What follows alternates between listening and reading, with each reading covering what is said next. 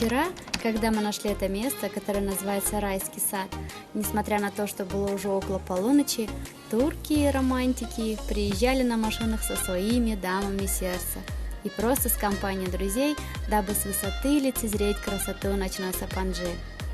Из-за дождя размыло дороги, но каждая вторая машина норовила проехать именно туда, куда, по его мнению, не проедет другой, и каждая первая то и дело застревала в грязи.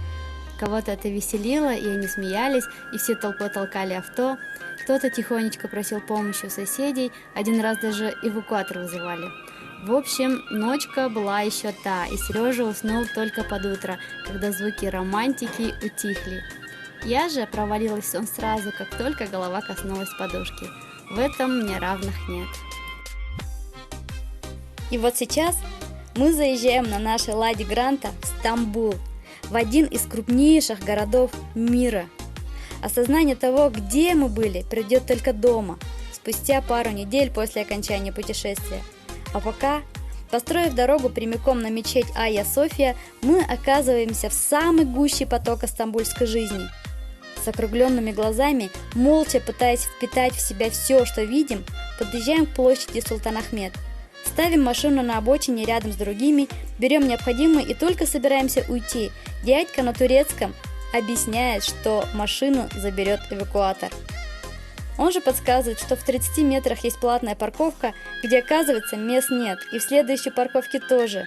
Мы еле-еле убеждаем поставить нашу ласточку в ту, первую, доказывая турку русским языком, что тут у него еще много места. Что-то мы прям припаркануться не можем тут в центре Стамбула. Это вообще проблема какая-то жесточайшая. И позже, уже немного привыкнув к Стамбулу и его ритму, мы поймем, что тогда с местом на обочине, где мы ставили машину, нам, только что ворвавшимся в бурлящую жизнь и устой Стамбула, крупно повезло.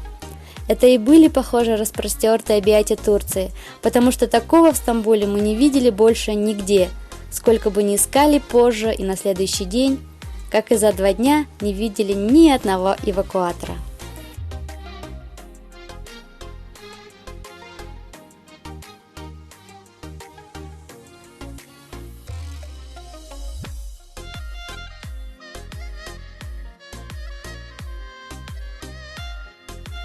Уехав в центр города, мы поехали на побережье Мраморного моря, чтобы успокоить свой разум от настигшей нас суеты.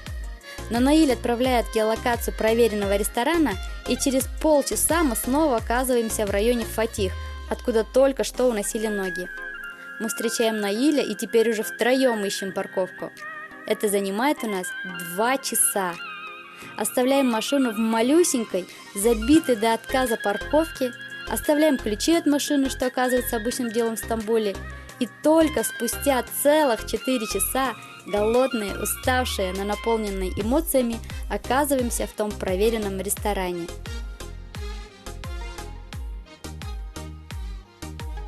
Вкусно? А это пельмени, чтобы вы знали. Пельмени. И Наиль тоже ест. Что вы думаете? Ne düşünüyorum? Ничего себе, пельмени секретом.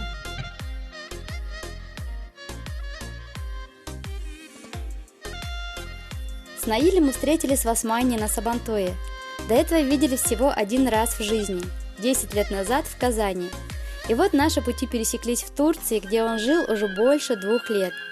Он сразу предложил нам в Стамбуле не заморачиваться с жильем и остановиться на его съемной квартире, откуда месяц назад он переехал в Анталию. Но еще не все вещи перевез, поэтому и квартира пока его. Мы с благодарностью согласились.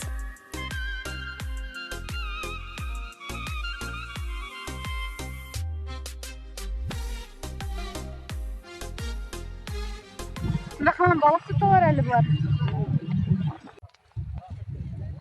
Ne işe? 20 миллионов человек абсолютно разных наций, религий, конфессий.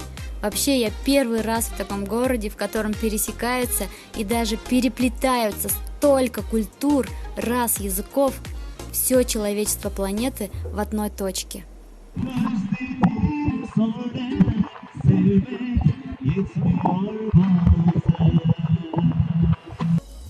Помните, в Каппадокии мы заезжали за Симкой в городок Ургюп? После гор и степей, сменяющих друг друга в течение 3 дней в России, 2 в Турции и целых суток в Грузии, тихих озер и речушек, приютивших нас в своем покое, бескрайних полей, где мы находили ночлег, Ургюп казался нам шумным, суетливым местом, откуда хотелось быстрее уехать. Так вот, Ургюп этот, по сравнению со Стамбулом, тихая и спокойная деревушечка. Здесь нас встречала такая суета, такая мощная энергия, что просто сбивала с ног. Анкара и Искешехер смогли задержать нас в себе всего на 2 часа. Если бы не Наиль, скорее всего, уже завтра утром мы стартанули бы из Стамбула продолжать наш путь. Bu Türkiye İstanbul pazarımızda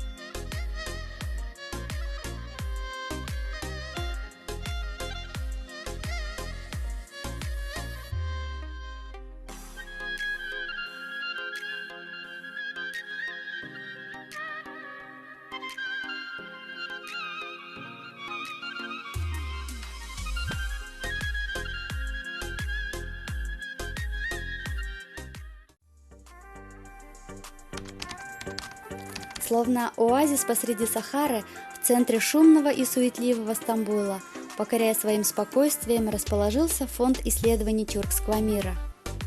В здании медресе, коим была эта постройка второй половины 20 века, находится библиотека, татарской литературы в том числе.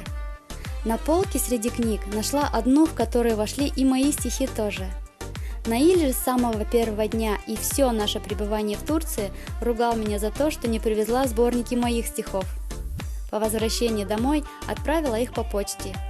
Пусть и мои книги украшают полки библиотек Стамбула и Анталии. Мы познакомились с заместителем председателя фонда профессором Метимбеем, который на казахском читал нам стихи, на турецком рассказывал про то, как много лет преподавал в Казахстане. Его рассказы переводил мне Наиль на татарский, а вот стихи я понимала и слушала их, открыв рот.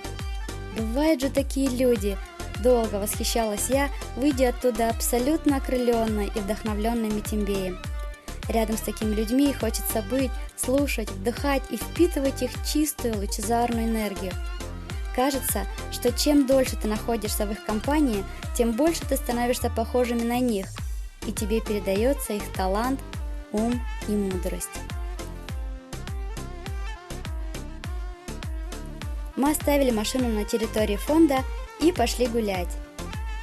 Прокатились в метро, на трамвае, заскочили попить кофе в Starbucks, дошли до Галатской башни,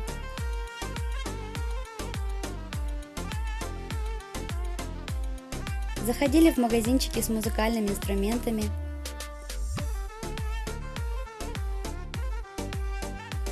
кошек в Стамбуле очень много, кстати, и здесь их все любят и кормят. Знакомились с турецкими супами, прошли через ту самую улицу с зонтиками.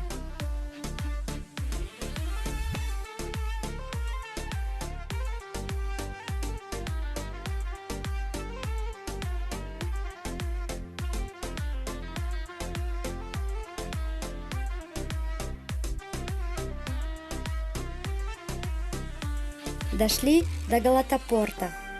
Это новый круизный порт Стамбула, признан одним из крупнейших в мире прибрежных проектов. Он способен принять одновременно 3 судна, 15 тысяч пассажиров в день. На своей территории объединяет места для развлечений, отреставрированные исторические объекты, творческие пространства, музей современного искусства Стамбула, магазины известных мировых брендов, кафе, рестораны, офисы и многое-многое другое. Уникальность порта заключается в том, что все, что связано с обслуживанием пассажиров, паспортный контроль, таможня и тому прочее, находится на 4 подземных этажах, а набережная остается открытой для прогулок. В Стамбуле 3370 мечетей. Мы были в 4: Султан Ахмед, Сулеймания, Уртакөй, Айя София. Говорят, что Уртакөй – самая инстаграмная мечеть.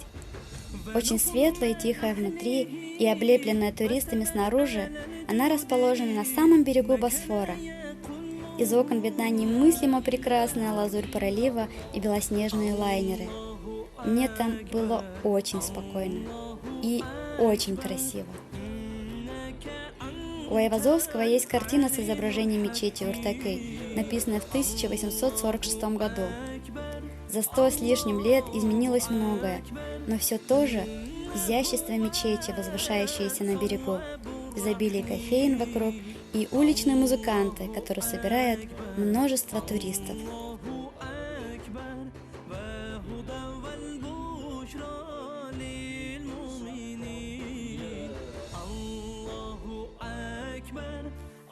А впечатлила нас, конечно же, неподражаемая Айя София, уникальный храм византийской архитектуры, символ золотого века Византии.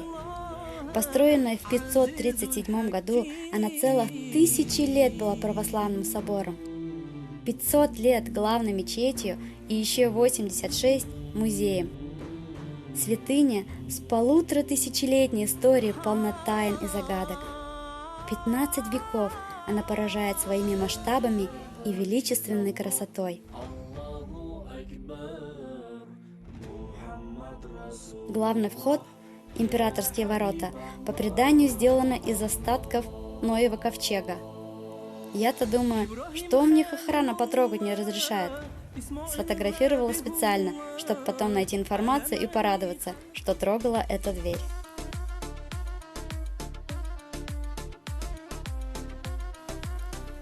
Солнце спустилось за горизонт, поднялся ветер, и Босфор заволновался, будто предчувствуя, что сегодняшний вечер в Стамбуле крайний. Вскоре мы поедем в квартиру Наиля и уставшие завалимся спать, чтобы в 5 утра встать и продолжить наш путь дальше, изучая и восхищаясь Турцией. С Наилем через несколько дней увидимся еще в Анталии и будем громко петь песни на берегу Средиземного моря под пальмами, поедая шашлыки.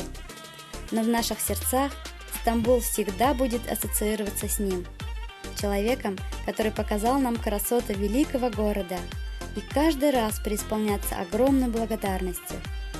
Шын көңілден, зор рахмет сиңа, Наиль. Такие вот поля. Че она грязная-то, чистая? Фи! Тут стоят палатки. Там уже люди приехали. Вот такой вот амфитеатр. Проснулись в 6 утра такие. И давай ходить по развалинам. Всякие магазы были, наверное. Пробили еще одно колесо. Это такая большая дырка ты засунул сейчас? Мы приехали в Анталию.